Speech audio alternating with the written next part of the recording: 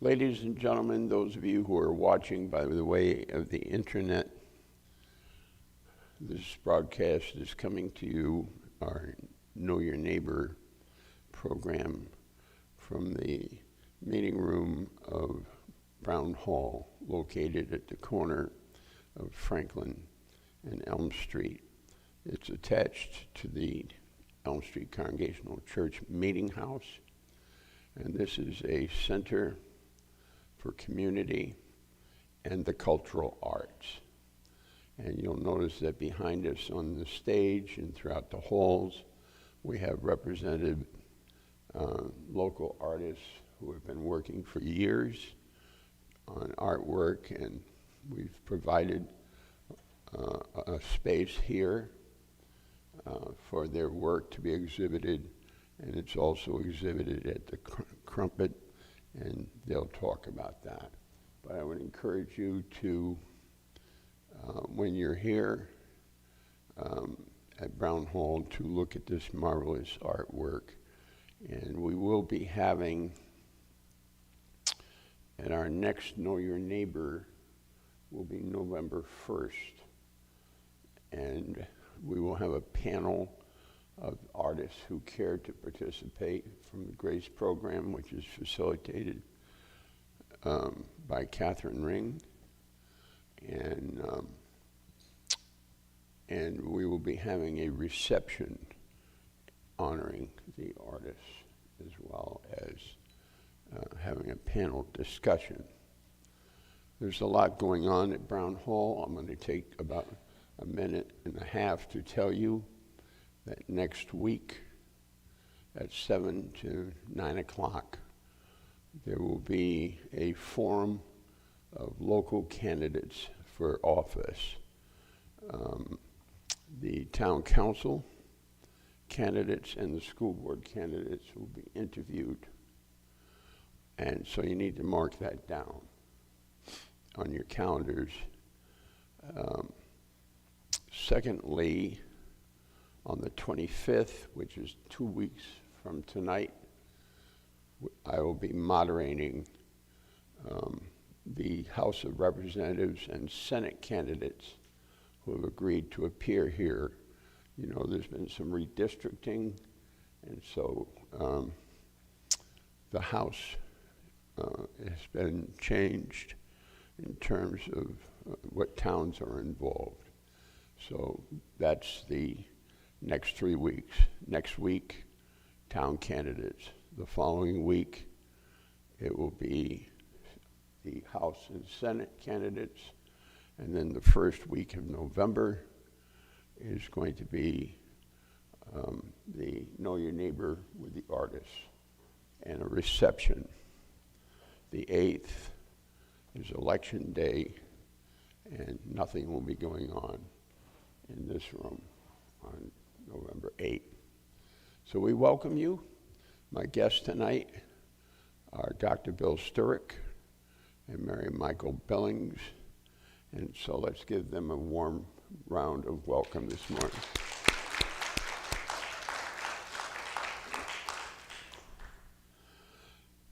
Recently, on the corner of Elm and Main Street, the CRUMPET has appeared.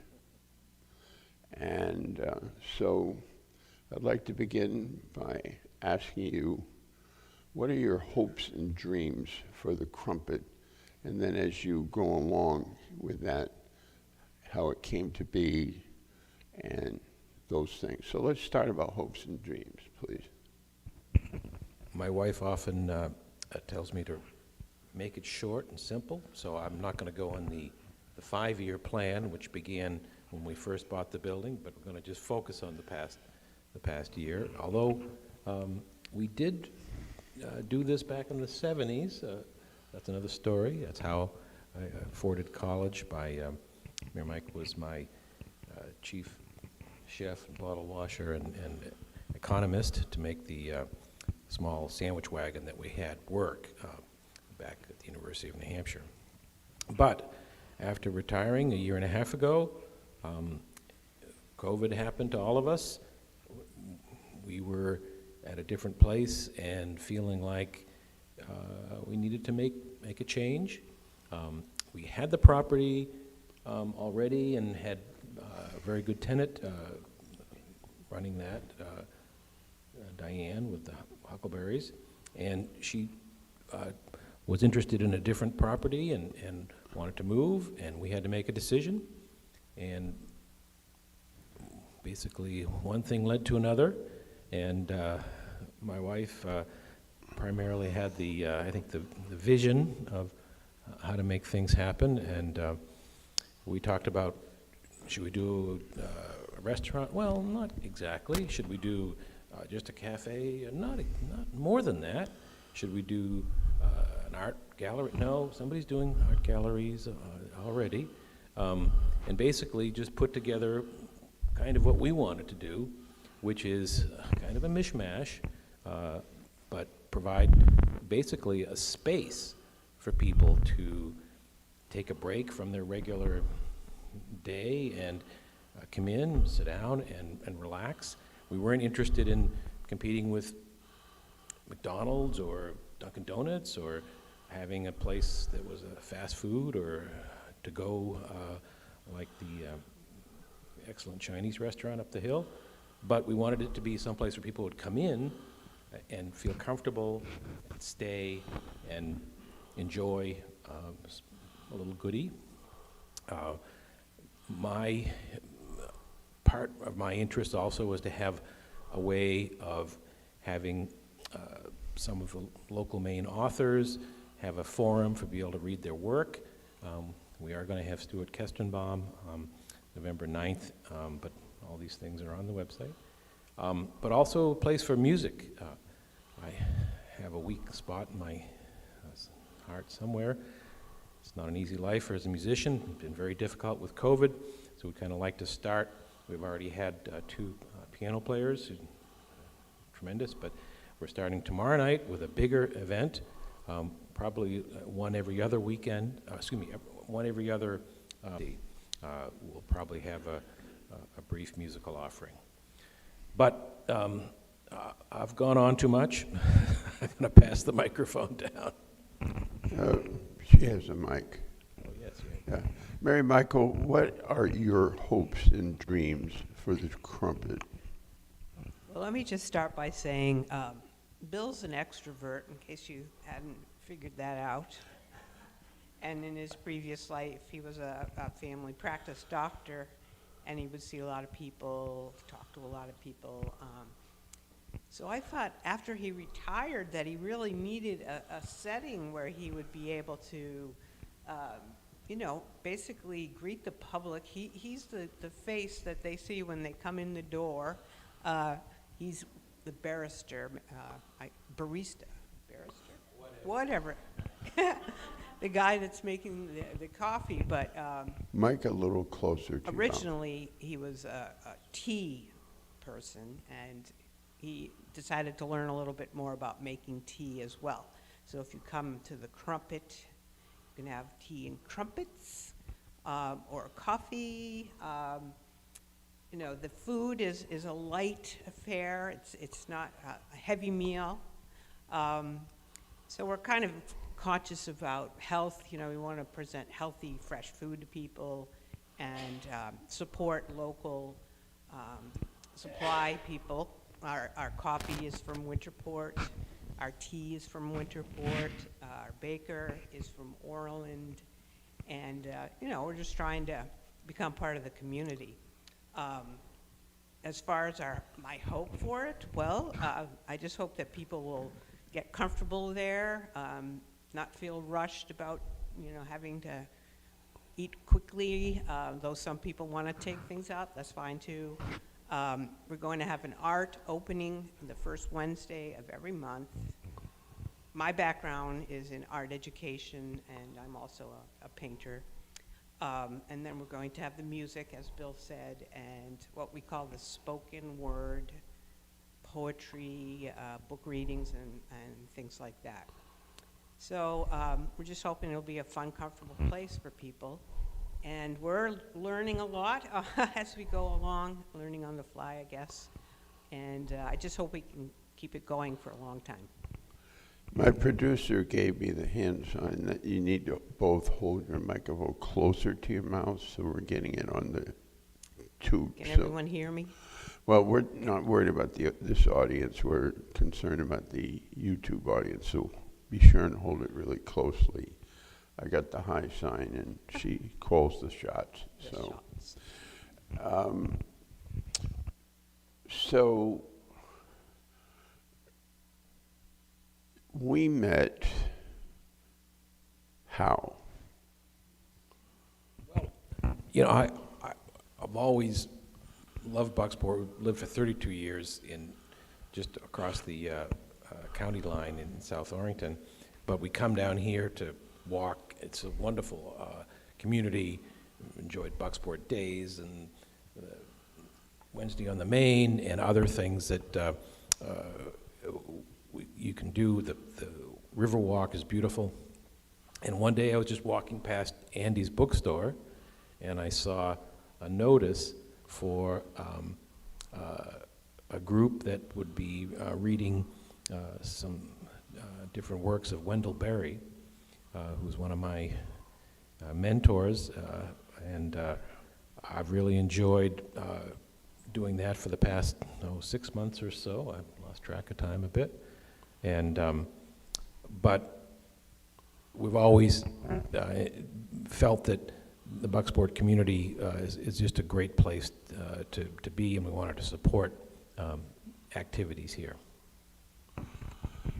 So we met because of your interest in Wendell Berry, and we also met because of Jeanette Blodgett's due diligence in making sure there are always flyers around. And I'm sure she was the one that put it up at Andy's, which is a fine bookstore. Right. I really believe in buying independent, and I hope you do too. Buy independently or from an independent bookstore when possible. Can you say a bit more, Bill, about your interest in Wendell Berry, because you're quite knowledgeable? Well, I'm not as knowledgeable or as aware of him as you are, but I do appreciate his orientation, which is concerned with the values of our culture, with an eye toward supporting community. And I do think that that's something that not only do we need, but it's also, as humans, something that we're innately attracted to. And I, prior to being a physician for 39 years, but who's counting, I actually had a degree in philosophy and enjoyed reading Wendell Berry and other people who were encouraging basically all of us to contribute to the best we can to our communities. Mary Michael, if memory serves me right, you met Catherine before I met you or Bill. And do you want to say a word about how you came to know us? Sure. I met Catherine Ring because she was a teacher of a course that I was taking through I think it's called the Island Institute. And so I came to the Wendell Berry book group, and lo and behold, there was Catherine Ring, and I was like, wow, I hadn't seen her in a few years, but it was just a coincidence. And it turned out that Catherine was running an art group that met Wednesday mornings, and I thought, wow, that would be fun. And so I decided to join that group, and then I just met so many people, and it was just like a snowball. You know, I just started meeting all kinds of people here, and you know, it's really thanks to Catherine and Steve and all the things that they're doing to make it so that you know, people, if they're interested in meeting people or are doing activities, this is just a great spot here at Brown Hall to do that. And so you met through the New England Institute, which Catherine New and I England found. Institute, that's correct. Catherine and I founded, Yes. and you took a gifted and talented course, Yes, possibly? I took a course for my certification teaching gifted and talented students. Right. And if I'm correct, not only do you have art from the Wednesday group on exhibition at the Crumpet, but we also have it here, and some of this is your own art. And I was quite struck by the art, your art, that I saw first at the Crumpet. So could you speak a little bit about the art or the form of art that you do? Because Sure. it's on exhibition there now. Yes, I call myself a realist because I'm very interested in observing things in the real world, looking at them, drawing what I see, and I find that it's a way to learn about the world by perception. And I started painting back when I was, I think, 12 years old. My mom said, "You're creative. I'm going to get you hooked up with art instruction," and she convinced the local artists that I could join the adult class, even though I was like 12. So, I just really got immersed in it, and I started painting with acrylics because, that's easy to clean up and all that. And it wasn't until college, I went to the University of Maine. I was actually majoring in social work, and I did a rotation at what was called the BMHI, I think it's called Dorothea Dix now, facility.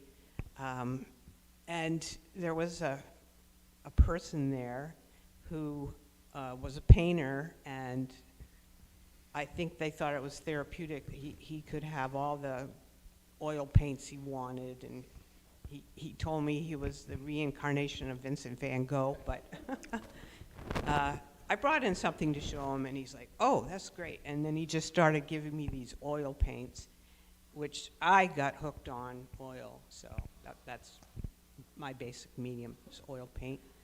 I've done a lot of portraits. I do landscapes, still life, whatever, but it's realism. I want people to look at it and know that I've actually seen this, It's my interpretation, but it's usually based on something I've seen. Right. In a moment, I'm going to go to the audience, and if people want to ask questions, there will be opportunities. I'm giving you, as they say in teaching, I'm front-loading you. I'm giving you a chance to think about what you might want to ask. So be ready for that. And we'll kind of intersperse it with more conversation.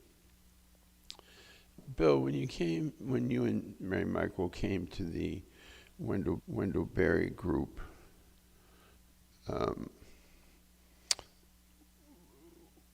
I don't remember the first book we were on, but I know you were well read, and you had read his book on,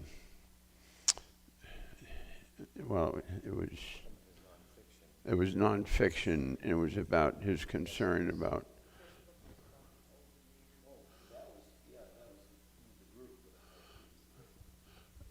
Bill had really read a lot in Wendell Berry.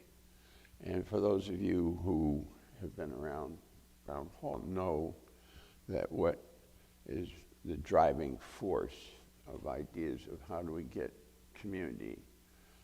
I've been greatly influenced by Wendell Berry's work and wanted to share it.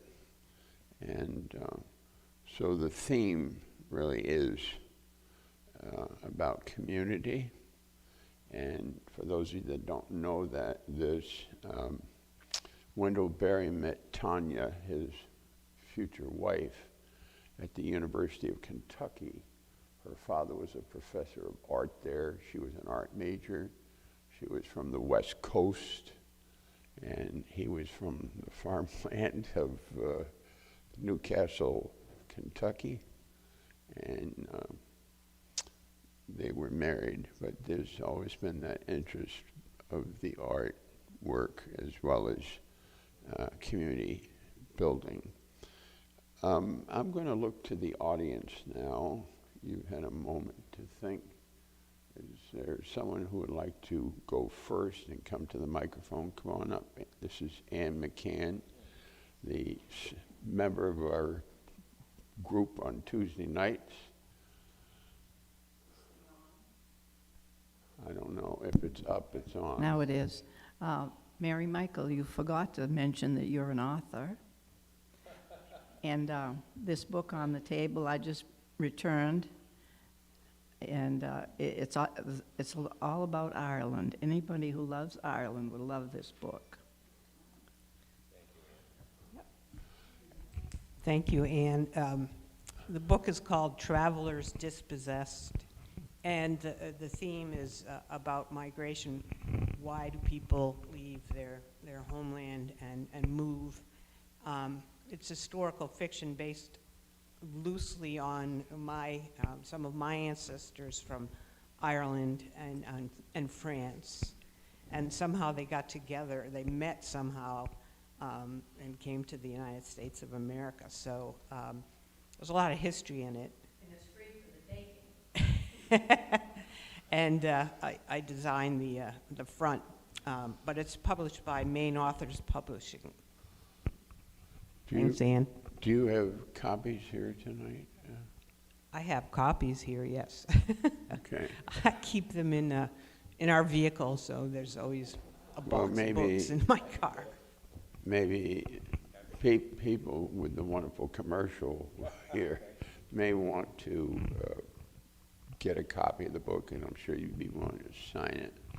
So what I'm hearing about the Crumpet is it's a mixture of art, food, and the written and spoken word, including music, so it's cultural arts. I'm going to go for another question, but I just want to ask you a little bit specifically on the logistics of the Crumpet. So could you speak to about the days you're open, the hours you're open, and how you came to decide on that schedule? Yeah, great questions. We knew that at our age that our energies are somewhat limited, although we have already hired and plan to get some assistance. But while we were renovating, I noticed that I could never get lunch in Bucksport during the day. It seemed like Sunday, Mondays, and Tuesdays, but I guess sometimes in the summer there is more availability on Wednesday than there is in the winter. But we basically felt that we needed to turn things around and not do the typical schedule that people seem to want to do, which is Wednesday, Thursday, Friday, Saturday. So we basically decided to do Sunday, Monday, Tuesday, and Wednesday. Give us a couple days to recover and then jump right back into it. We're in phase 1 now, 2 weeks behind us. So our plan is to expand, but right now that is our limitations. We didn't want to be the fast food place. We didn't want to be the great breakfast place. Warren's does a good job down the road, and there are other places as well that really we enjoy having bacon and eggs or something, but we wanted something in the middle of the day. We didn't want something at the end of the day because we're falling asleep. So lunches were the obvious choice. My wife's always been a great cook. We have a small homestead, more than a farm, 25 acres. We do get some food for the restaurant there, but I can't pretend that's our real major source. It hasn't been, particularly since the deer have been very active this summer in the garden. But I think that it made sense for us to try to fill a niche. We saw that there was a lot of folks who were asking us about gluten-free options or things that were a little healthier in their minds and avoiding some of the heavy, high calorie dense type foods that all of us, probably myself included, can try to stay away from a bit. So we're a combination of wanting to be supporting local businesses and local agriculture, buying our things local, but also providing things that we think are healthy for us. When there's leftovers, I'd want to eat it rather than put it down the waste trail somewhere.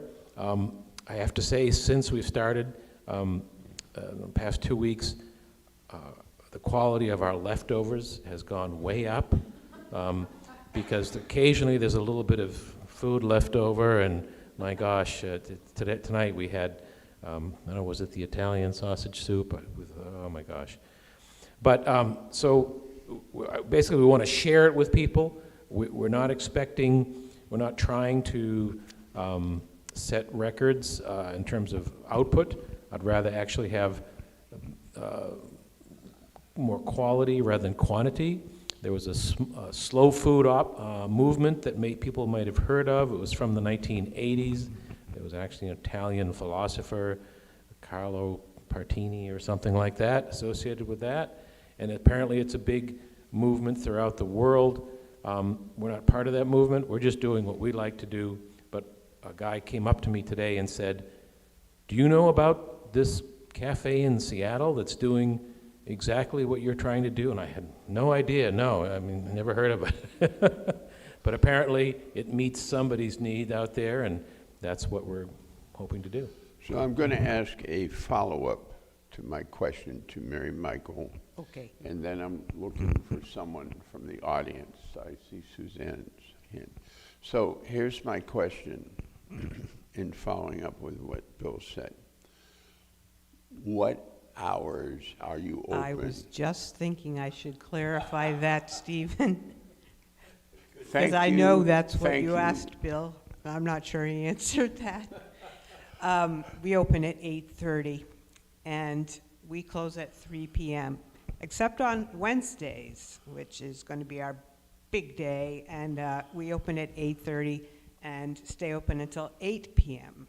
We do take a break from 3 to 4, but we wanted to have one evening, or we could have events. And so that Wednesday is our event day, and the events start around 6 o'clock, except at 4:30 we play cribbage. And so we're really encouraging anyone that wants to come and play cribbage. We call it a cribbage tournament, but there are no prizes as of yet, or it's not heavy competition really, but it's just something we like to do, and so anyone that's interested in cribbage, 4:30 to 5:30, and then 6 o'clock our events will start, and we close at 8. Thank How's you. that? My fellow Scots, long live free Scotland. Suas Alba. First of all, welcome the Crumpet to Bucksport, and I hope that you have a long and happy reign here. So my question is more about the layout of your floor plan, and I haven't had a chance to come in yet, but I'm curious to know if it would be conducive to things like small discussion group or somewhat private interview space in a corner or something like that, or if that would be disruptive to the other patrons. So far, our patrons have been just great, and I don't think they mind anything like that happening. People are very interested to talk to other people and have discussions, so I think it would be great. Okay, I'll come in and have a look and Yeah, let's see. Thank you. please do. Thank you. It is somewhat of a small space, but that was somewhat by intention to make it intimate so people would feel comfortable sitting down and staying for a while. But that may limit, I'm a little worried about tomorrow night, how many people the fire department, of course, did their inspection, and they liked the fact that, our tables are far apart and the chairs are, and it right now seats 29 people. It's Gus Lacasse. He's a fairly well-known traditional fiddler, Celtic music and such, old time. We figure there might be a lot of people standing, and maybe the fire marshal won't be happy, smiling as much as we are, but we'll make it happen. But we had been thinking of doing a Celtic session. I've enjoyed that. I play the bodhrán and the Celtic low whistle just for fun, and I thought that might be nice. But it turns out, when we do have a larger group there, it's small. It has the original tin ceiling and tin walls, and it actually becomes difficult to hear. So we do need to be mindful of that. So I've actually put on hold any plans for a wild Celtic fiddler and big group of players. We're going to have individual players, not big groups. Well, I can say Brown Hall would be welcome to any kind of musical whatever. I'm looking to the audience now. Who would like to go next? I'm really excited about the fact that you're having cultural events on Wednesday night. And if you could talk a little more about who you're inviting, what kinds of performers you might have, and talk about that. Yeah. Mary Michael. Well, to answer your question, things are evolving. So, we're gradually filling in our calendar, which will be on our website. But the plan is to have an art opening the first Wednesday of the month. And in November, I have Taylor Anderson, who is a young college-age artist who I happen to know, and she's been studying mushrooms, and she's saying that her art will show you the humorous side of fungus. So we will have her the first Wednesday in November. We have Gus Lacasse, he's playing the fiddle. Then Kathy Billings, who happens to be my sister, is going to do readings from a book that she had published, which is the history of the Maine lobster industry. She worked as the public relations director for the Lobster Institute at the university for quite a long time, and she's got anecdotal stories, so she's going to come and read. We have Juan Condori, who's a local classical guitarist, and he's originally from Peru, but he lives in Bucksport now, and he's going to be coming the last Wednesday of the month. Then you mentioned the poet laureate, Stu Kestenbaum, did I say that right? So he'll be doing poetry, and we're looking for people who are interested in the spoken word, or playing music, or having an art opening. So, that's the basic plan that we have, and hopefully we'll be able to fill each Wednesday with something like that. Stuart, those of you who are not familiar readily with him, was for several decades the president of Haystack on the island, Deer Isle, director, right? And then subsequently was roped in for a year or so as interim president of Maine College of the Arts, right? What's that, Mecca? I forget. Yeah, in Portland. He has written a number of books of poetry, and he did do a 5-year stint. He's not currently the poet laureate, but he was for 5 years the poet laureate here, which is the length of term in Maine. And Stuart, because I know him, has told me that he lost a brother when the Twin Towers was hit. And so his writings I find to be quite profound. I own all of his books and really enjoy him very much. So that's who Stuart Kessenbaum is. And so when is Stuart going to be there? He's slated for November 9th. The day after the election. Right. Right, okay. And we have a couple of people on the line for other performances for the musicians. We have a woman who goes by Princess Pine. She plays out of Belfast, plays a tradition Celtic banjo. And she played at the Belfast Celtic Festival this year, but for a long time served on one of the windjammers out of, I believe, Rockland, and would lead people in the sea chanties. And she's going to be there. Well, actually, we're still negotiating. So we're trying to get a wide, rounded collection of folks who can represent a variety of disciplines. I'm looking for another audience question, please. My good friend Shaw Bridges. Am I tall enough so you can hear me? You can adjust it down if you wish.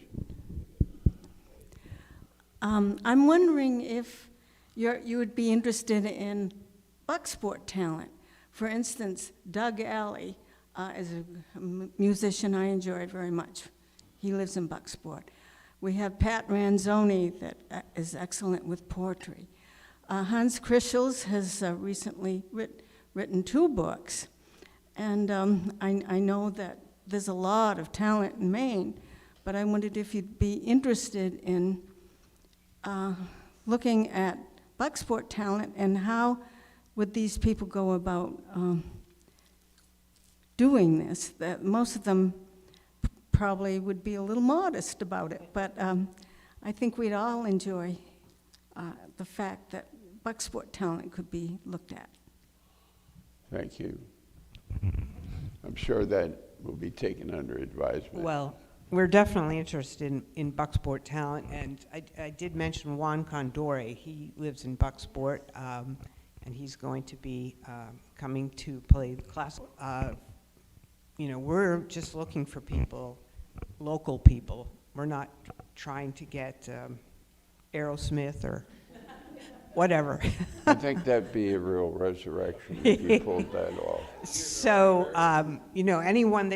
anyone wants to suggest, we need a telephone number or an email address or something, so that we could contact these people and see, when they're available or what they might want to do.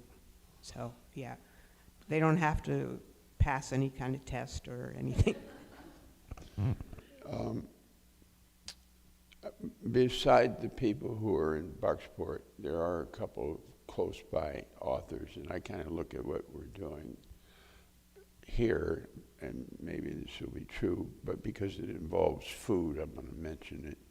Deborah Joy Corey, who's a friend of mine in Castine, has just published a book of essays on food by a number of Maine authors.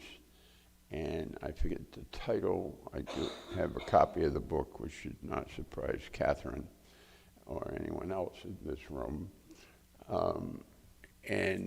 She's written 3 books. She is Canadian by birth and lives in Castine and does a lot in helping to feed people with healthy food. Vegetables are brought. but because of the nature, and she does touch upon food insecurities and things in Maine. She's a very interesting person, so that may be another possibility. Another audience question. These have been some great questions. Tracy Hare, who I think will probably be here next week. No, my question's actually not going to be that complicated. Crumpet. What made you decide on Crumpet as a name? Obviously, you're selling crumpets, but what made that be your big fan of crumpets, by the way? Well, I'd never had one until about 4 years ago, so at age 63, I guess. We were in southern England with a friend, and I always thought it was a strange word. It sounds like trumpet and rhymes with, I don't know. And, you know, there were references to tea and crumpet and queens and people who are British blue blood, whatever. But it was tasty, and it was a cross between an English muffin and a pancake. And in the morning, they would put eggs or different types of meats or things on it, like a breakfast sandwich. And in the afternoon, they would put jams or marmalade or something on it and make it a little dessert. And we thought that would be a good place to offer something different, a point of conversation that you could have with someone. It's amazing how many people have had them before and have come back to try ours. It's possible that in about a year, everyone will have had one crumpet and have said, "That's it, I'm done. I'll go down there and I'll have a chocolate chip cookie or something else." I'm so excited that you actually sell crumpets, because when we first saw the sign, I said to Yes. Julia, I hope they're really not teasing us and they're going to actually sell crumpets. So I was really happy to see that. Well, did. thank you. We'll make sure we reserve some for you. We don't run out of those because we buy them from a British company that sends us tons of those through the mail. We do run out of the scones. And so she makes the scones fresh in the morning. So if anybody likes a scone, you got to get there probably before 11. We had one guy yesterday come in and eat one, leave, and about 15 minutes later, I think he went to the bank or something, came back and said, "I'm taking them all." So that you have to jump for the scones. That really fits the love your neighbors yourself, doesn't it? Another audience question. These have been some excellent questions.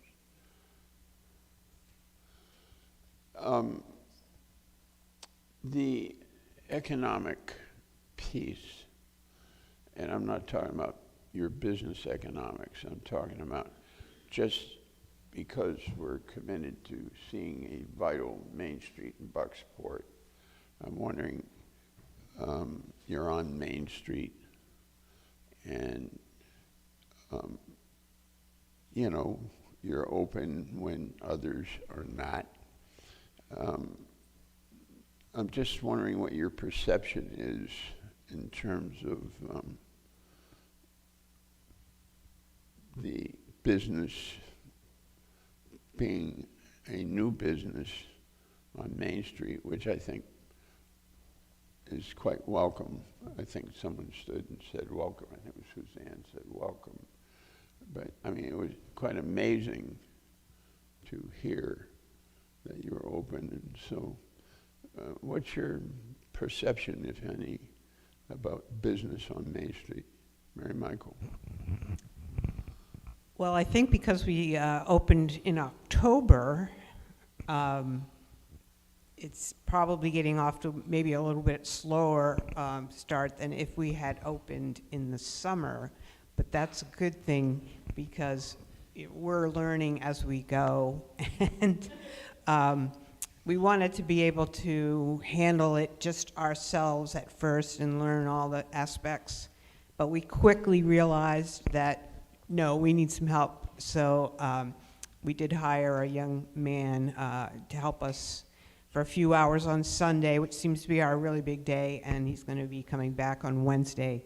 But I kind of imagine that in the summer, it's going to be a lot busier. I know those cruise ships come in occasionally, and tons of people walking on the sidewalks, and we're hoping that we'll really know what we're doing by then. But I think starting in October was good because it allowed us to sort of start slowly and work up to things. Okay. But yeah, Sunday seems to be a popular day because I think we're the only act in town, maybe. Warren's is open for breakfast. Yeah, so. So, Address that too, Bill? Any? No? so other audience questions that you have? This is our good friend Linda Heyman. I was just wondering what the menu is in the evening. I've been by for lunch before, which was very nice, but I know you've got a wine license. When you're having an evening event, what do you offer there? Can you get a crumpet in the evening, or is it a wine and cheese kind of thing? Good questions. We're mainly focused on the one evening, the Wednesday, which is an early evening event. We will be serving food up until the time that the artist starts, whether they start probably at 6, it could possibly be as late as 6:30. You can't always pin them down on when they get there and when they can start. But when they do start, we aren't going to be competing with them, whether they're playing a musical instrument or whether they're, particularly if they're doing some reading. And we've informed them all that we would like them to be able to do that for 40 to 50 minutes or perhaps longer, and then take a break. Certainly during that break, we would be glad to give people some beverage and something very simple, like a crumpet or some desserts. But we're not going to have the full kitchen open, which would be then around 7 o'clock or so. So we encourage people to get there early. If you'd like to get there anytime after 4 o'clock on the Wednesday, before the kitchen closes. The nice thing about soups is they stay warm in the crock pot, and we can serve a few before they begin their event. But we also have sandwiches. I'm not sure what your plan is with the sandwiches or the salads. We also do a cheese board for people who would rather just have something simple. But why don't you speak to what your abilities are for food preparation? That's a great question because we've been talking about it, the two of us trying to figure out what we can really offer on Wednesdays. And as Bill was saying, I think that once the musician or the reader is starting, we're not going to be, we want to sit down and hear what they're saying and listen to the music. But we do now have a beer and wine license, and there'll be the baked goods and I guess like sandwiches probably. But I can't say that there's going to be soup available because it often is gone by that time. So it is a limited menu at night. But we're going to try to accommodate people before 6 o'clock as much as possible. So you just said something which was a news flash for me, because last I knew, the town council had approved you having alcoholic beverages, wine, but that on the way out the door, you learned there was another layer of bureaucracy. Another good thing about opening in October, as it turns out, the woman who covers this area for licensing said that you are lucky it's October because there aren't a lot of people opening restaurants at this time of the year. In the summer, she's right out straight going to all these places. And so all it took was a phone call from Bill. He got a phone number, and I think about 2 days later she came over. And we were kind of shocked. We thought it was going to take a lot longer. But there were steps that we had to go through. I mean, the town had to put out a public notice of a hearing, you know, for a beer and wine license, and we had to wait for the town meeting and go, and luckily nobody objected to the idea, so it went pretty smoothly. So that's new. That's brand new. Uh, We sold our first bottle of beer today. And that's all we did, one. So it's like that song, it's a bottle of beer on the wall. It's all there is. Thank you, Bill. We're actually, we're featuring Gagin's. You may be familiar with Gagin's of Bangor. That's the beer. They have a variety of different types, but that's who we're featuring. Okay, Catherine. Tampa, that we would like to, who we would like to see, and my sister's in San Antonio, Texas. So probably in the winter we will take, which months? Well, right now is that right? So we hope to be open through February, and then probably take some time, and then come back in the spring. Very Okay, good I question. can see that this is still open for negotiation. Okay, yes, please come to the microphone. Hello again and welcome. So I have just driven by a few times. I haven't had the chance to come in either. And I'm just wincing a little bit at your hours because it's going to be difficult to get there, but I'm looking forward to it. I'm thinking about a Wednesday. I can bring my kids for cribbage. I think I could leave my dad with the kids for the music. But I can't see through your windows, and I'm just dying to see it. So now I'm visualizing tin ceilings and tin walls, and you seat 29 people. Is it an open kitchen, and do you have sofas? You say you want it to feel intimate. Are there seats? Are there tables? What is it like? Most of the seats are on tables. We have tables for 2, tables for 4. They can be put together for larger groups. We do have a couch for 3 or 4 friends. And I've also made a bar right in front of the windows on Main Street. So solo people could sit there, or more than one if wanted to sit there. So the floor is open. We were told that we could not have dancing. They were very clear about that from Augusta, that our license would not cover that. I did dance with my granddaughter for about 5 minutes on our opening day, and she's a 10-year-old dancer, and we had a very nice twirl. Yes, weren't those amazing? Yeah, I don't know how she walked in them. But we know that the timing may not meet everybody's needs, but hopefully there'll be a time that works. Oh, let's get real, okay? I can see in the future there'll be a lunch break from the offices here, and I will be making sure that well, it will be, I'm going too, if, I'm not just giving the card and saying, having good lunch.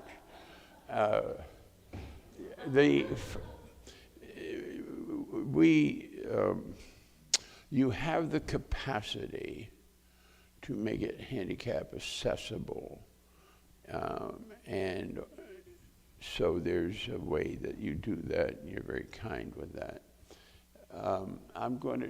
We got about 5 minutes left, so I'm going to look for wrap-ups here if anyone wants to ask a final takeaway.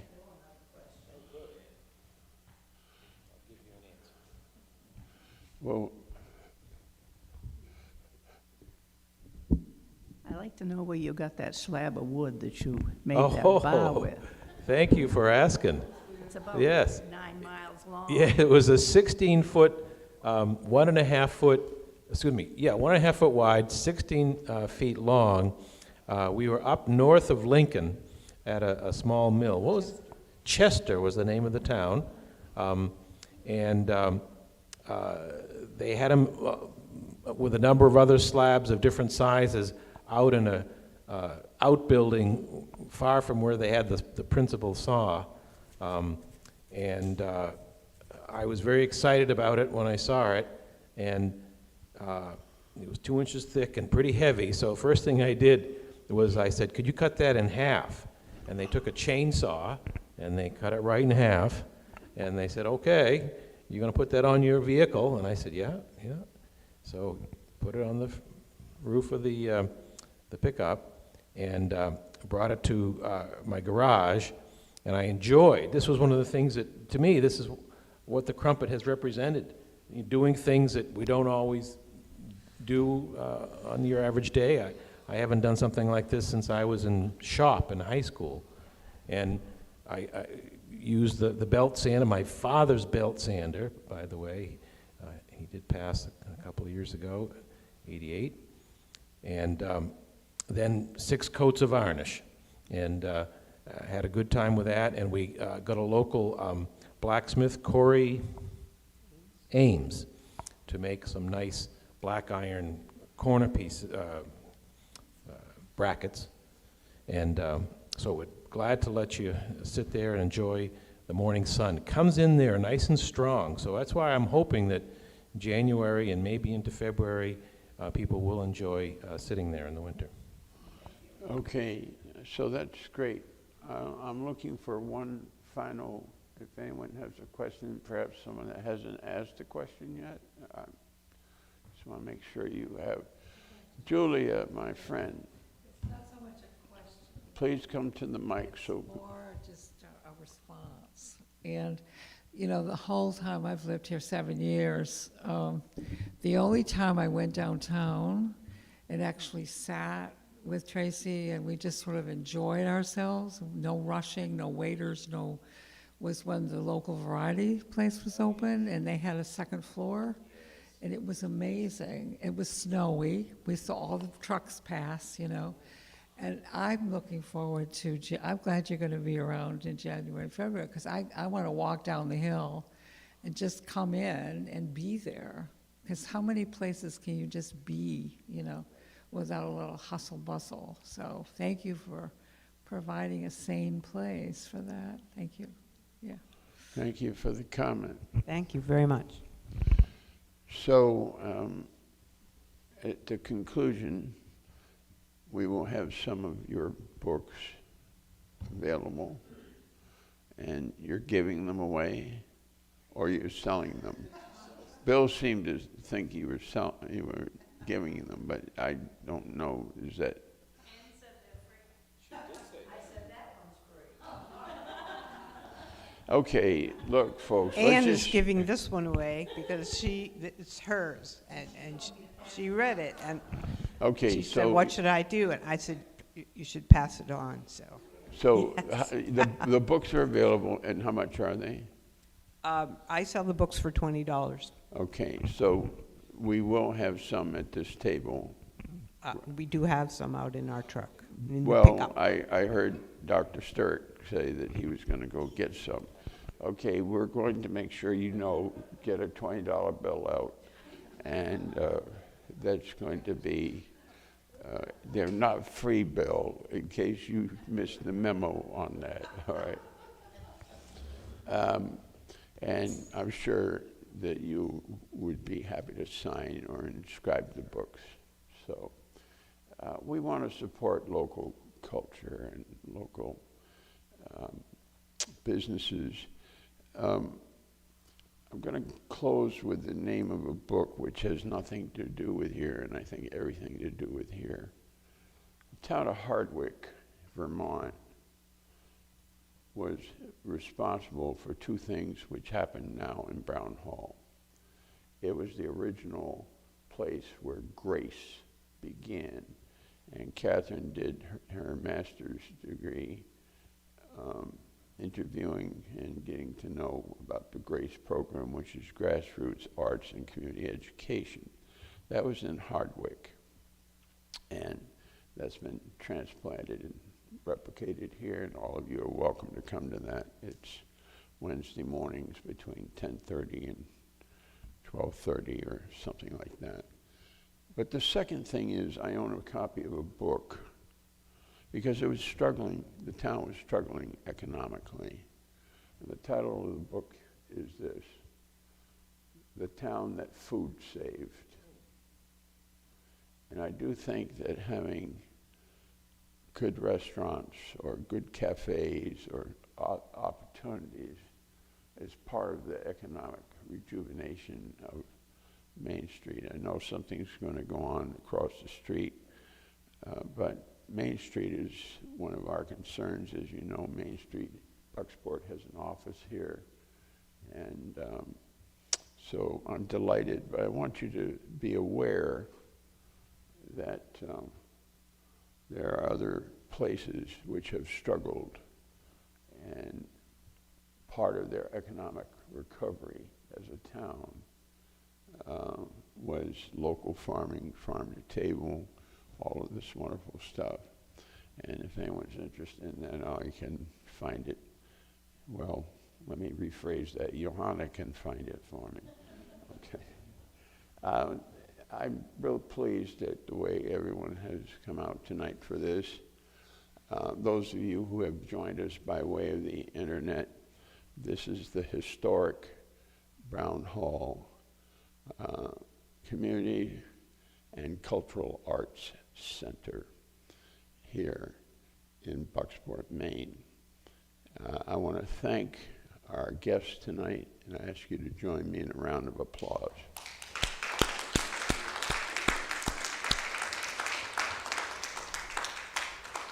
For those of you who are watching, next Tuesday night at 7 o'clock, the candidates for town council and the school board in Bucksport will be interviewed. On 2 weeks from tonight, the candidates for the House of Representatives and the state Senate will be interviewed here. On November 1st, the art group Grace, which we've talked about, and their art is out there, and I encourage you to go out in the halls and look at some of this as well as up on the stage.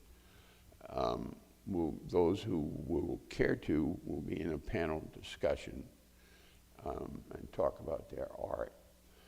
And we will host a reception for everyone present that night. It will be more than just a little whatever we got over there tonight. It's going to be a nice. We want to honor artists. We want to honor community. It sounds like the Crumpet is also about building community. And we're so grateful. I'm grateful personally to have you as personal friends. And as you know, you're on my speed dial, Bill. We appreciate the support you and everybody in the room has given. So the other thing I want to make you aware of is that on Thanksgiving Day in Brown Hall, there will be a free to the whole community Thanksgiving dinner. So the hours will be from 11 to 2. Reservations are going to be required, so if you'd like to come, you're welcome to. And the Franciscan Friars, Brother Donald, the professional chef, and many other hats will be doing the provision. And Christ Church Anglican, which meets here on Sundays afternoons, are footing the bill. And you can come at any time. And someone said, well, what if they all show up at 11? And I said, they won't. Okay? But please let anyone know that anyone is welcome. You can come with your family or you can come alone. But the idea is to have a traditional Thanksgiving dinner for everyone who wants to be here. With that, ladies and gentlemen, this has been the Know Your Neighbor program. with Dr. Bill Sturrock and Mary Michael Billings. I thank you for joining us this evening. My name is Dr. Stephen York. I am the minister of the Elm Street Congregational Church and executive director of the Brown Center for Community and Cultural Arts.